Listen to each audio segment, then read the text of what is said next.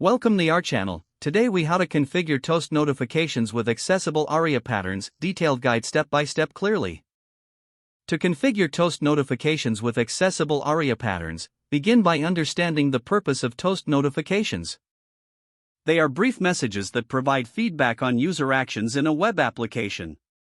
Next, choose a JavaScript library or framework that supports accessible notifications.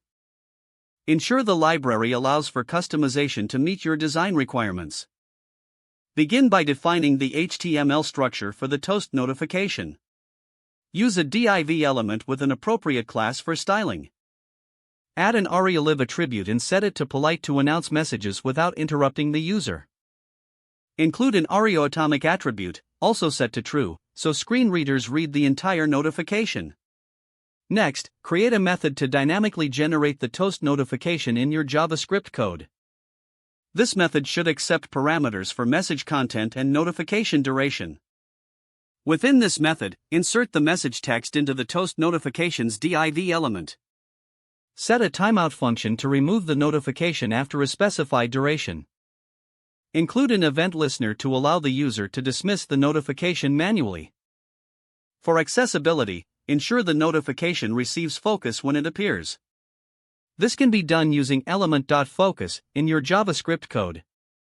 Additionally, ensure that your toast notification includes a visual cue, such as color changes or icons, to represent different message types. Test the toast notification with various screen readers to ensure it announces messages correctly. Pay attention to timing and focus management, as these are crucial for accessibility. Make necessary adjustments based on feedback from testing. Incorporate error handling to manage any cases where the notification may not display. Document your process and code for future reference and updates.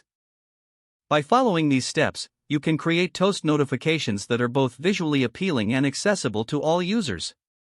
If the page does not load, refresh the browser or try again in a private or incognito window. Make sure you are using the correct email address, then retype it carefully to avoid small typos. If your password is not accepted, use the reset option and create a new strong password you can remember. Check your spam folder for verification or security emails, then complete any requested confirmation steps.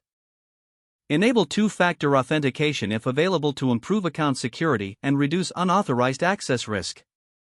After signing in, review your profile details so your contact information and settings are accurate and current. Don't forget to like this video and subscribe to our channel for more step-by-step tech guides.